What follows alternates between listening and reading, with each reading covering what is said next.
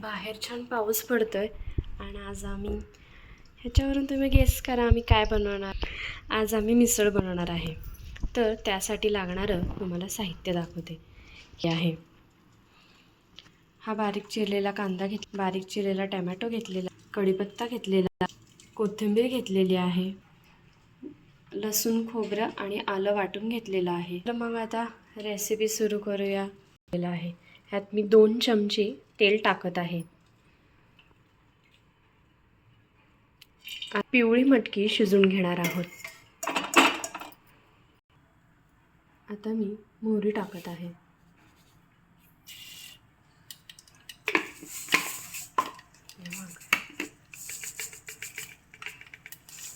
आता मी जिरं टाकत आहे. आता मी कढीपत्ता टाकत आहे. त्यानंतर मी कांदा टाकत आहे.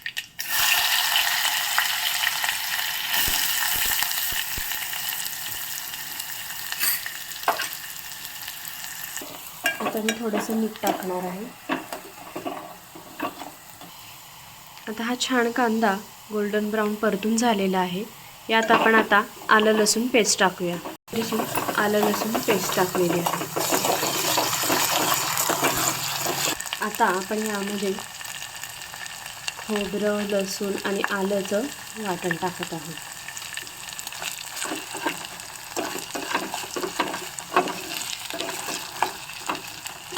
आपण थोडेसे टोमॅटोचे टाकणार आहोत. आता नेमकी लाईट गेलेली आहे. बारीक चिरलेली कोथिंबीर टाकणार आहे.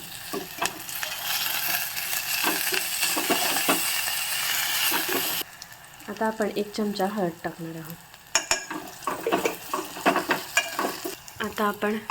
आता फायनली मटकी टाकणार आहोत.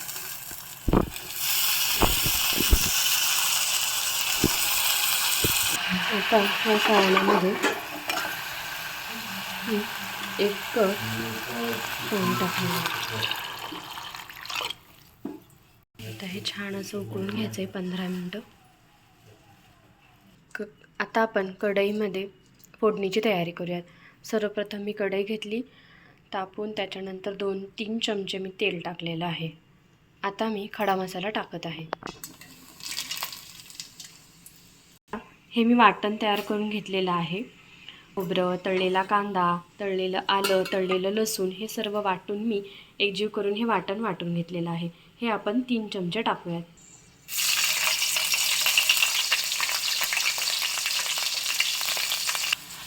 हे छान वाटण आता आपण परतून घेऊयात.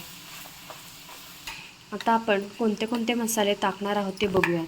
मी एक मीठ घेतलेला आहे, मटण मसाला घेतलेला आहे, त्यानंतर धना पावडर घेतलेली आहे, घरचा मसाला काळा मसाला घेतलेला आहे, लाल तिखट घेतलेला आहे, कांदा लसूण मसाला घेतलेला आहे, त्यानंतर हा किचन किंग मसाला घेतलेला आहे, धना पावडर घेतलेली आहे. आपण हे सर्व मसाले एकत्रित करून त्यात टाकूया.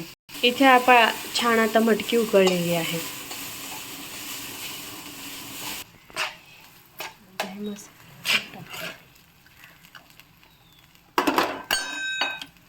छान मसाले तेलात परतून घेऊयात. आता त्याला छान तेल सुटलेलं आहे. आपण व्हिडिओमध्ये दाखवल्याप्रमाणे बघू शकता. छान तेल सुटलेलं आहे. लाईट पण आली बघा किती छान तेल सुटले. वाटणाला पूर्ण सगळे मसाले टाकले.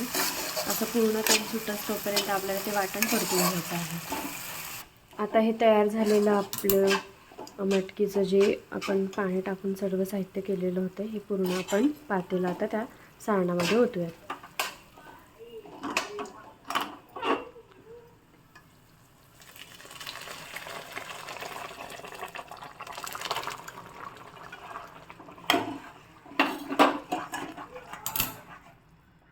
खूप छान सुंदर वास येतोय.